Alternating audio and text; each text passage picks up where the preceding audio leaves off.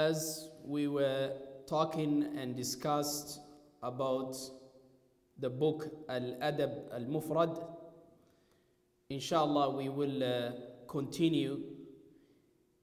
And the benefits of continuing a book, you know, it is something that you want to tell yourself you have achieved, that you set for a book and you have completed. You know, when we were studying with the scholars and the mashayikh and the people of ilm, we would start a book and we will not leave even any word. So we will learn all of it and understand it. And then that's how the knowledge began, rather you collecting from here and collecting from there and so on. So it is every time the scholars, they go back to the Quran, they get more information and learn more, something new. So every time you go back to the Quran, you learn something new. You learn something, you learn something. And that's the most important thing, is that to learn something, whether it is a small short time or a long time. So you're just learning something every time. So inshallah we will review over the hadith that we did last time. And every time inshallah we will try to review over the first 5 minutes the hadith that we did before. So this hadith of Abdullah ibn Mas'ud radiyallahu anhu, where he said, قال سألت النبي صلى الله عليه وسلم,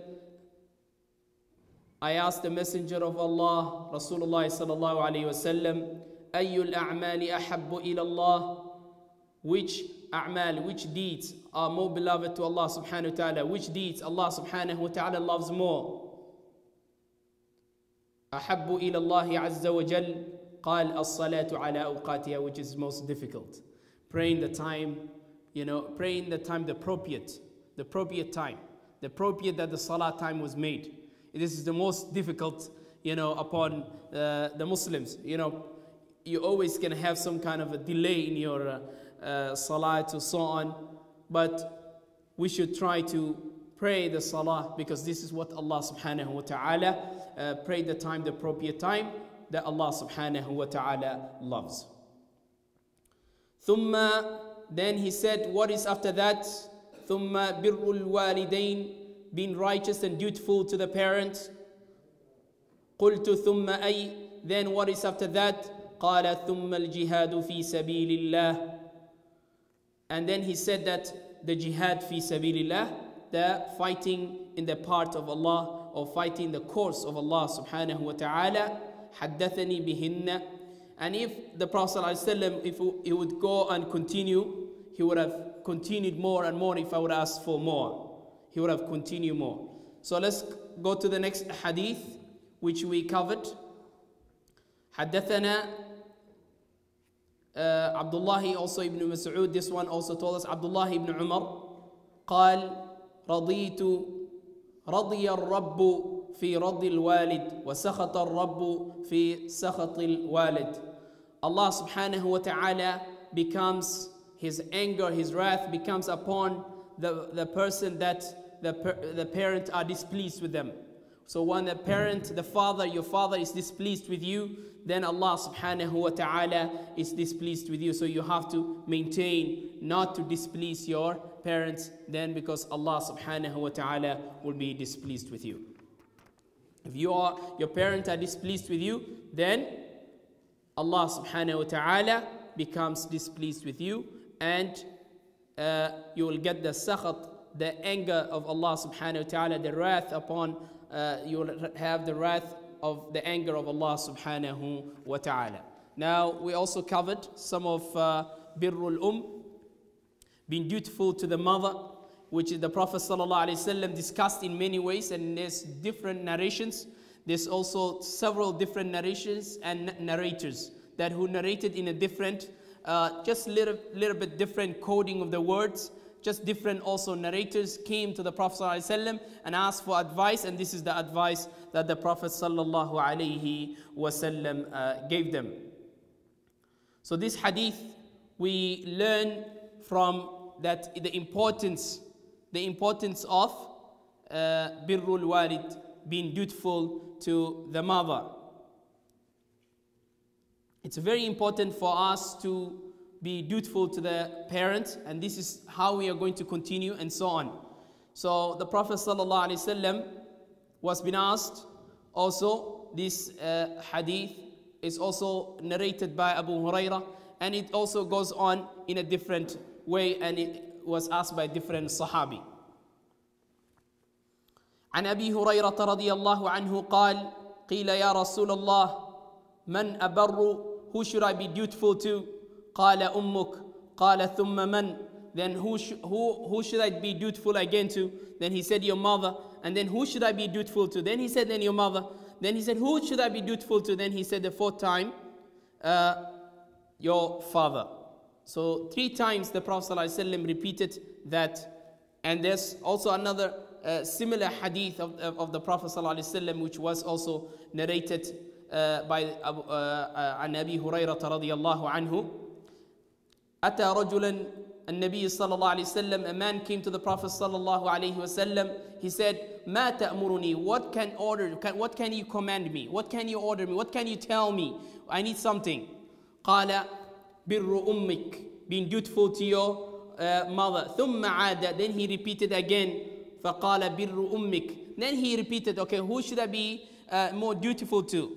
So he's trying to search something different that the Prophet ﷺ will give, but again he repeated the same and over.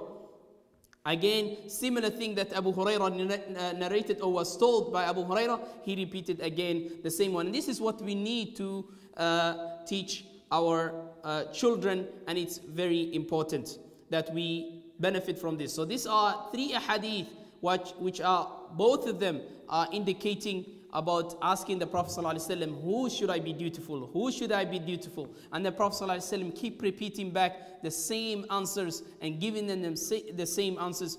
That's why it's very important. That's why Allah subhanahu wa ta'ala, after worshipping Allah subhanahu wa ta'ala says, وَاعْبُدُوا اللَّهَ وَلَا تُشْرِكُوا بِهِ شَيْئًا وَبِالْوَالِدَيْنِ إِحْسَانًا.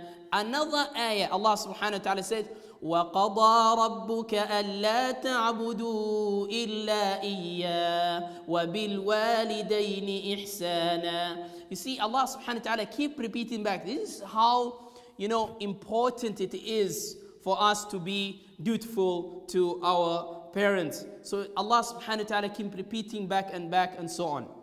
So inshallah, the last hadith that we are going to go, this hadith was narrated by Ata bin Yasir عن ابن عباس رضي الله عنه أنه أتى رجلا فقال إني خطبت امرأة. So a man came to Ibn Abbas رضي الله عنه, and he said that I tried to marry a woman. I asked her for marriage, so she denied me. He asked for marriage, she denied him. So I loved her, and she denied me, and she married another man. So she married another man, so I became jealous. I became jealous due to that. When I became jealous, I killed her. Now, I became jealous and I killed her. And he's sitting next to Ibn Abbas. If you imagine, if you come to the police and you tell, there was this incident, I love this woman and she rejected me, and then what happened is that I was really jealous that she married that other man and I killed her. What would be the answer of the police or the judge? Right? What would be their answer? So at that time, look at the hukum and the knowledge that Ibn Abbas radiallahu anhu had. So Ata bin Sariya is sitting next to him while this man is questioning Ibn Abbas radiyallahu anhu. So for us also to understand who is Ibn Abbas and who is Bukhari, as we go inshallah our journey, we will discuss about who they were and what position they had in Islam, and every time, so that we will take part so that we understand this Sahaba, what kind of judgment they used to do and how they used to judge, and how they used to bring up and bring to the mind of the person what is the best for them. So he came to him and he said, Halli tawbah, is there any repentance for me? Meaning that, can I repent from this? Is there anywhere I can go? Is there anywhere I can do? Is there anything I can do? Then he asked him, قال أمك حي? Is your mother alive? قال لا. He said, my mother is not alive. قال تب إلى الله عز وجل. Repent to Allah subhanahu wa ta'ala. وتقرب إليه ما استطعت. And try to get closer to Allah subhanahu wa ta'ala as much as you can, as much as you could. Try to get closer to Allah subhanahu wa ta'ala. فذهب, he left. فسألت ابن عباس. Now, Ata bin Yasir comes to Ibn Abbas and he said, لما سألته عن حي لما سألت عن حي أمه. Why did you ask him if his wife, his mother was alive or not? Why did you ask him that question? Why didn't you ask him something else or so on? فقال إني لا أعلم. He said, I don't know. لا أعلم عملا, any deed أقرب إلى الله عز وجل, any deed that will make him closer to Allah subhanahu wa ta'ala, I don't know.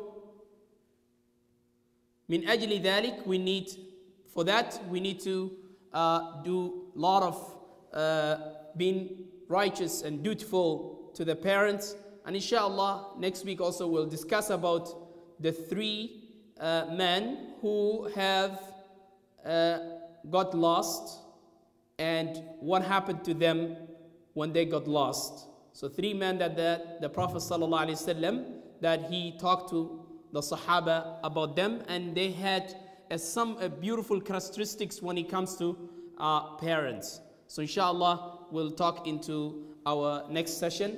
And inshallah, today we'll stop by only adding this new hadith that we learned, and the other two hadith which is similarity to the hadith that we did before. So inshallah, we ask Allah subhanahu wa ta'ala to give us the tawfiq. We ask Allah subhanahu wa ta'ala to guide us. Every time you learn something new, it's something that will get you closer to Allah subhanahu wa ta'ala and will bring you more closer to the love of Allah subhanahu wa ta'ala.